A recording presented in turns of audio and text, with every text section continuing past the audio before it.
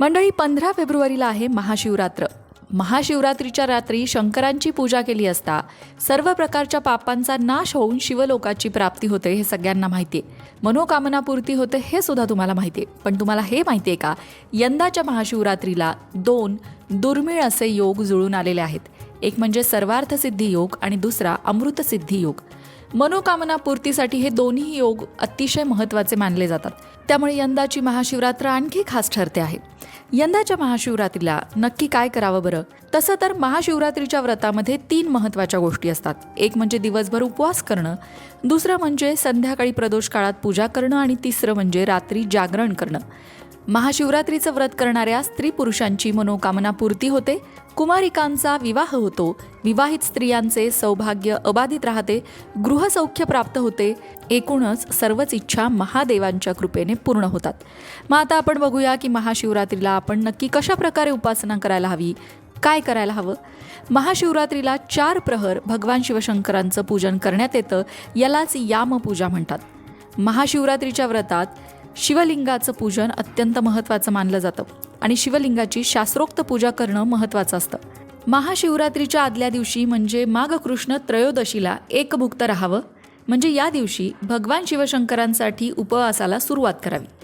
चतुर्दशीच्या दिवशी सकाळी महाशिवरात्रीच्या व्रताचा संकल्प करावा.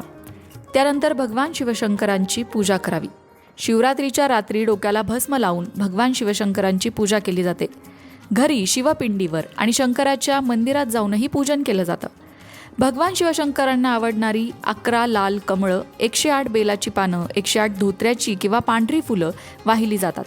शिवपिंडीवर आधी अभिषेक करावा, धूपदीप नैवेद्य अर्पण करावं, तुपाचा दीप लावावा, अगरबत्ती ओवाळावी, गोडाचा नैवेद्य दाखवावा, आवडता मंत्र जपावा. भगवान शिवशंकरांचे अनेक मंत्र आहेत. त्यापैकी सगळ्यांना माहीत असलेला सोपा मंत्र म्हणजे ओम नमः शिवाय. या मंत्राचा जप करतच संपूर्ण पूजा करावी. महाशिवरात्रीची पूजा ही रात्री करतात, म्हणजे सकाळी तुम्ही तुमच्या देवांची पूजा करणार आहात तेव्हा तर देवामध्ये जे भगवान शिवशंकर आहेत त्यांची पूजा होईलच, पण महाशिवरात्रीची जी मुख्य पूजा आहे ती रात्री केली जाते. रात्री जागून भगवान शिवशंकरांचं भजन, पूजन, नामस्मरण करणं हा जागरणाचा हेतू असतो. महाशिवरात्रीच्या दिवशी उपवास तर तुम्ही करणारच असाल, भगवान शिवशंकरांची पूजाही करणार असाल, आणखीन एक गोष्ट करू शकता, शिवलीलामृत पोथीचे वाचन महाशिवरात्रीच्या रात्री नक्की करावे. आता सगळ्यांना पूर्ण पोथी वाचायला जमली नाही तर कमीत कमी 11वा अध्याय त्यातला नक्की वाचावा. मंडळी, तुमच्यापैकी काही जणांचा गोंधळ होत असेल तर जरा सोपं आणि सुटसुटीत करून सांगते. सगळ्यात पहिली गोष्ट म्हणजे सकाळी उठल्यानंतर स्नान करायचं, स्वच्छ कपडे परिधान करायचे आणि भगवान शिवशंकरांच्या महाशिवरात्रीच्या व्रताचा संकल्प करायचा. संकल्प कसा करायचा याचा एक व्हिडिओ आपल्या लोकमत भक्ती चॅनलवर आहे, तो नक्की बघा. संकल्प झाल्यानंतर तुम्ही देवपूजा करालच. देवामध्ये भगवान शिवशंकरांची तुमच्याकडे पिंड असेल तर त्याची पूजा नक्की करा. त्याचबरोबर दिवसभर उपवास करायचा आहे, जसा तुमच्या प्रकृतीला झेपेल तसा. रात्री पुन्हा महादेवांची पूजा करायची आहे. षोडशोपचारे पूजा महादेवांची करायची आहे. अनेक जण महाशिवरात्रीला रुद्राभिषेक सुद्धा करतात. जशी तुमच्याकडे पद्धत असेल त्याप्रमाणे तुम्ही ही पूजा करायची आहे. महाशिवरात्रीची पूजा घरच्या घरी कशी करायची हे जर तुम्हाला जाणून घ्यायचं असेल तर लोकमत भक्ती चॅनलवर या संदर्भातला व्हिडिओ आहे, त्यामध्ये पूजा करून दाखवली आहे. कोणतं साहित्य हवं, कोणती फुलं हवीत हे सगळं त्यात दाखवले. त्या व्हिडिओची लिंक तुम्हाला डिस्क्रिप्शन बॉक्समध्ये मिळेल. तो व्हिडिओ नक्की बघा आणि त्याप्रमाणे पूजा नक्की करा.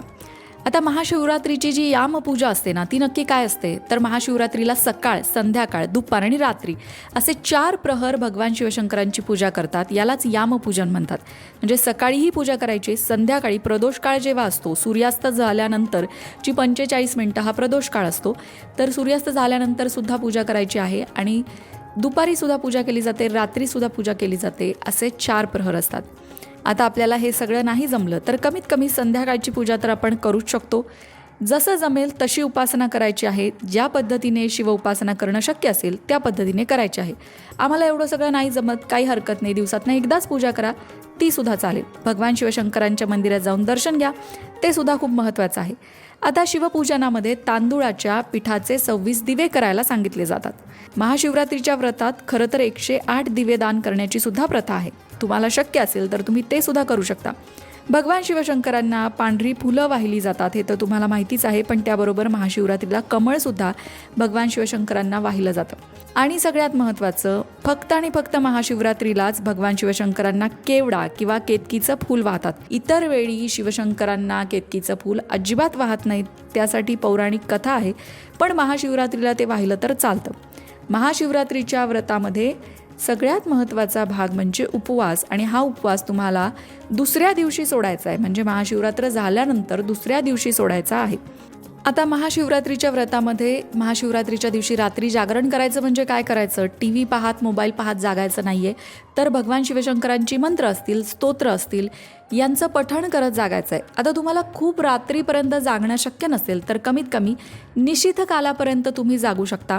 निशिथ काल म्हणजेच काय, तर रात्रीचा असा मध्यकाल असतो ज्या रात्री शिवतत्व पृथ्वीवर सक्रिय असतं, आणि त्या निशिथ कालामध्ये पूजा करण्याचंही महत्त्व असतं.